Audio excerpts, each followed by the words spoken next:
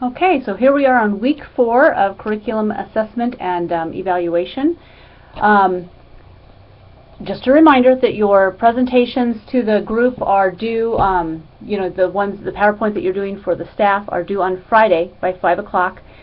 Make sure that you have the PowerPoint, the notes with the PowerPoint, and at least 3 references, and I'll look forward to looking at those.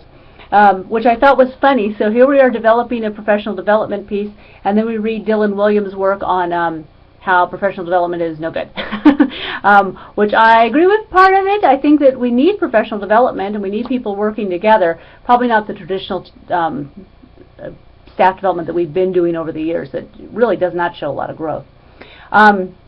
So he was, I don't know about you, I saw the cover of this book, and I thought, ugh, it looks boring and dry, and I wasn't really looking forward to getting into it. And now that I'm into the book, a good way, I love this book. This is a great book to work with a staff on how it is important to use formative assessment, how you would use it on a daily basis, and how it would help kids. So I think it's a great book. If you're ever a principal in the near future, I would suggest doing a book study with this book with your staff, because I think it's got a lot of great information.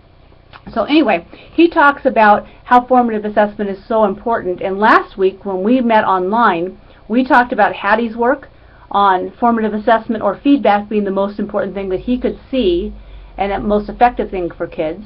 And that we talked about Marzano, who said one of his top strategies was giving feedback. So here we're all kind of meshing everything together on how formative assessment works for kids and for teachers in improving practice and getting kids to learn more. I was thinking about this, that you're going to be at a great advantage being teachers right now, working in developing lessons and presenting lessons to children in the Common Core, because the administrators that are in place right now have never taught with Common Core. When you move into administration, you're going to be at a great advantage from those of us who have never taught with it, because we could say, well, this is what I would do, but you're going to be able to say, well, when I was teaching and we used Common Core, these are the things we put in place. So while you're thinking about, as a teacher, what you're doing, I want you to start kind of putting on that lens of, as an administrator, how will I support my staff in moving forward? Part of the fear of Common Core with teachers is that they're afraid of failing. They knew the old system well, they knew what they had to teach kids, they knew how to get their test scores well, to have the kids perform. But it's a fear of failing right now that's why they're kind of so uptight about the Common Core. So how would you move a staff along that's afraid of failing, using strategies from the last class you had, if you took it, on transformational leadership, not just telling people what to do, but moving them forward? What strategies would you put in place? And one of the ways, I think, would be using this formative assessment of giving them the data. This is what worked. Who did a better job with it? What strategy did you use? Not judgmental like who did a better job, but your kids perform better, so what are you doing differently? And maybe we need to go and do observations in your classroom together and talk about what's working in your classroom.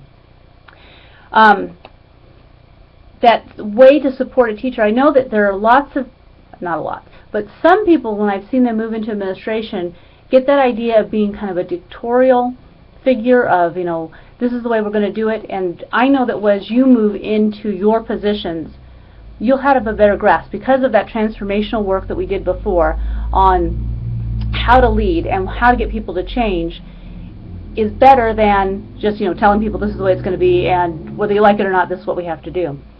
One of the things that I used when I was a principal was I used Webb's depth of knowledge, and we talked about changing our rigor. So I used Webb's depth of knowledge, has this cognitive rigor matrix, all on Bloom's taxonomy that's been revised. And I'm going to send you these. I'll send them to you in an email. They were very helpful for my staff. What we did was we talked about levels of rigor. Are you just doing recall and reproduction? Are you moving down to strategic thinking? Are you getting better answers from your kids? What kind of questions can we ask to make them, instead of just yes and no questions, what kind of questions can we devise before we even start the lesson to get that depth of knowledge from our kids? So we use this matrix, and we went around as a staff. I took one member from every grade level, and we went into classrooms and we observed just what we saw. And sometimes when you're in there for just a few minutes, you only see one part of the lesson. Just what we saw, we marked it down in the matrix.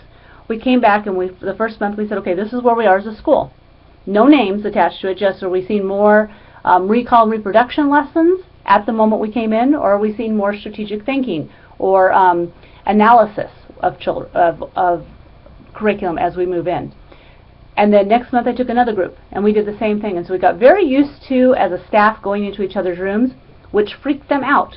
It was okay for me to come into the classroom. It was okay for visitors from the district office to come in their classroom. They were used to that. But they were not used to their peers coming into their classroom. And that raised their anxiety a great deal at first, until they realized that we weren't judging each other. We were just improving instruction for our kids. So if somebody had a better idea, we could steal it and use it in our classroom, and it was okay. Because what we were doing is improving instruction. So this was a strategy I used with my staff. It was amazing, the change in, at least when we were walking around together, the depth of rigor that we saw in the classroom. And I think after a while, when you get staff realizing that once a month they've got to do it, and then they're working on their PLCs together on that, that it becomes, after a while, just practice. So a nice tool to use. I'll send it to you. You can use it in your classroom if you want to now, or you can save it for when you're in administrative position and try it out, but it worked very well for my staff.